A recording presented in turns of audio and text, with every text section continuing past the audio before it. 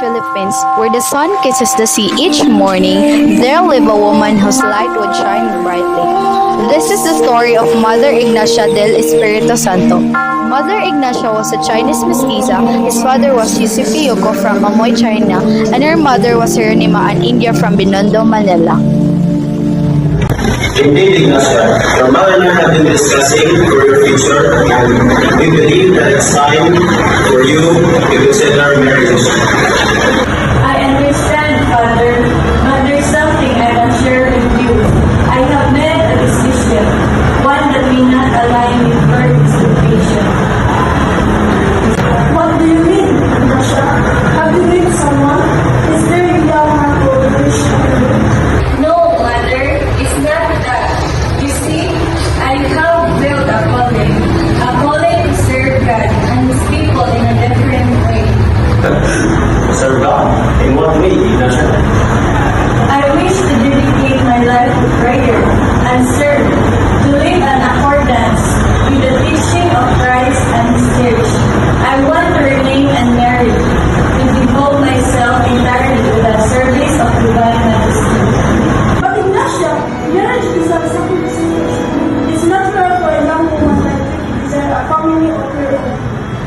I understand your concern, Mother, but this is something I feel both with every fiber of my being. I cannot ignore the voice within me, urging me to follow this path. I might not fully understand your reasoning, but if it's truly what you want, then I support you.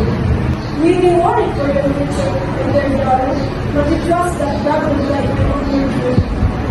May He bless and thank you always. Thank you, Mother, Father. Your love and understanding mean more to me than words you can express.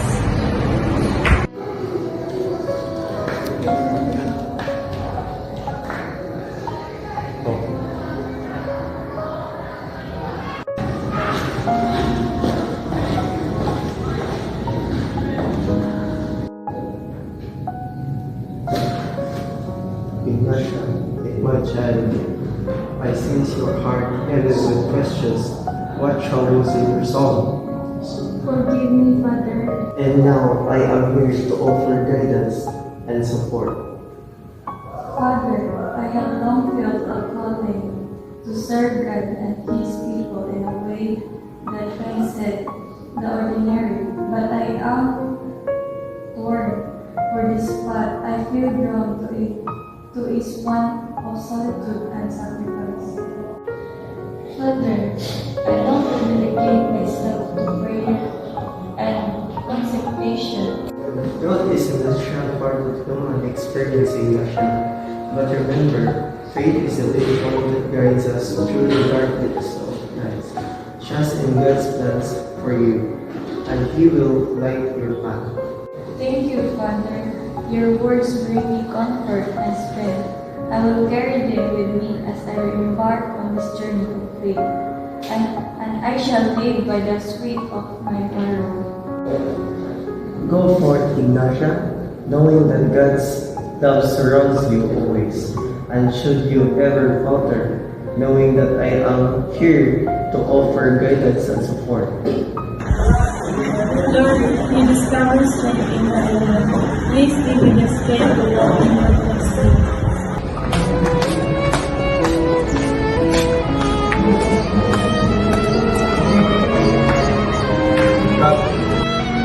Ignacia, the Holy Ghost is serving you. You were present accounted as healed. My sisters, you are very welcome. Come join me, let us pray and reflect.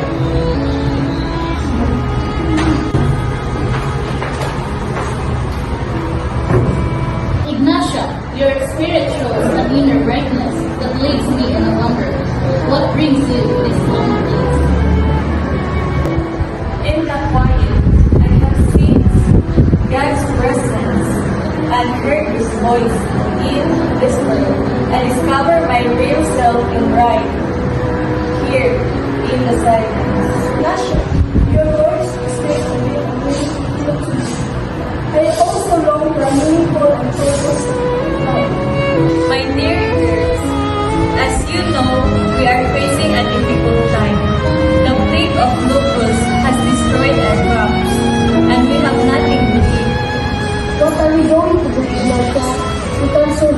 grows root. We must have faith, my dear sister. We will provide for us. Let us pray and ask for His guidance.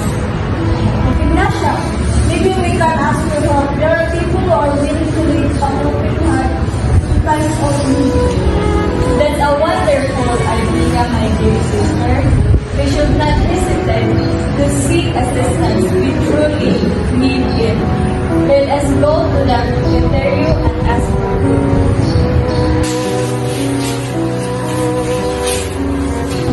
What if no one is able to help us, Ignacia? You must have faith, my dear sister. Remember, in the darkest times, there is always hope. Let us trust in God's providence.